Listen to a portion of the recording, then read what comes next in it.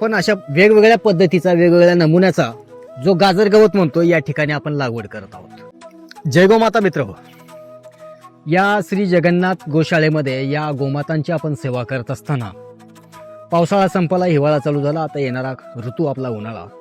यामध्ये आपल्या गोमात्यांच्या सेवेकरिता किंवा त्यांच्या खाद्याकरिता चाऱ्याची चणचण भासू नये याकरिता आपण या संपूर्ण 1 एकर अशा परिसरावर, एकर सव्वा एकर पेक्षा जास्त आहे, या परिसरावर आपण अशा वेगवेगळ्या पद्धतीचा वेगवेगळ्या नमुन्याचा जो गाजर गवत म्हणतो या ठिकाणी आपण लागवड करत आहोत.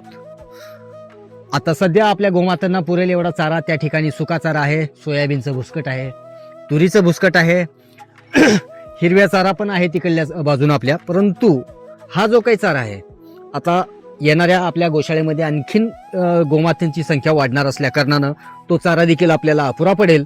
आणि हा बारमाही राहणारा चारा असल्यामुळे आपण या ठिकाणी ह्या 1 एकरच्या परिसरावर या चाऱ्याची आपण या ठिकाणी लागवड करत आहोत.